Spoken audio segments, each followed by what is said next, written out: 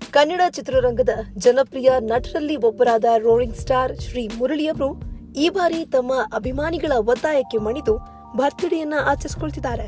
ಹೌದು, 2 ವರ್ಷ ಕೋವಿಡ್ ಹಾಗೆ 1 ವರ್ಷ ಪುನೀತ್ ರಾಜ್ಕುಮಾರ್ ಅಗಲಿಕೆಯ ನೋವಿನಲ್ಲಿ ಜನ್ಮದಿನದ ಸಡಗರಕ್ಕೆ ಶ್ರೀ ಮುರಳಿ ಬ್ರೇಕ್ ಹಾಕಿದ್ರು. ಆದ್ರೆ ಈ ವರ್ಷದ ಆರಂಭದಲ್ಲಿ ಶ್ರೀ ಮುರಳಿ ಅವರು ತಮ್ಮ ಅಣ್ಣನ ಪತ್ನಿ ಅತ್ತಿಗೆಯನ್ನ ಕಳ್ಕೊಂಡು ನೋವಿನಲ್ಲಿ ಮುಳುಗಿದ್ರು. ಆದ್ರೆ ತಮ್ಮ ಅಭಿಮಾನಿಗಳ ಒತ್ತಾಯಕ್ಕೆ ಮಣಿದು ಶ್ರೀ ಮುರಳಿ ಇದೀಗ ಬರ್ತ್ಡೇ ಸೆಲೆಬ್ರೇಟ್ ಮಾಡೋದಕ್ಕೆ ಒಪ್ಪಿದ್ದಾರೆ.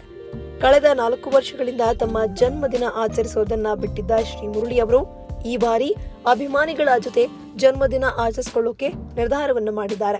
ಶ್ರೀ ಮುರಳಿ ಅವರ ಹುಟ್ಟುಹಬ್ಬದ ಸಂಭ್ರಮಾಚರಣೆ ಇದೇ ಭಾನುವಾರ ಅಂದ್ರೆ 17ನೇ ತಾರೀಕು ದೇವರಾಜ್ ಅರಸ್ ಭವನ, ವಸಂತನಗರ, ಬೆಂಗಳೂರಿನಲ್ಲಿ ನಡೀತಾ ಇದೆ. ಇಲ್ಲಿ ಅಭಿಮಾನಿಗಳ ಜೊತೆ ಜನ್ಮದಿನ ಆಚರಿಸಿಕೊಳ್ತಿದ್ದಾರೆ.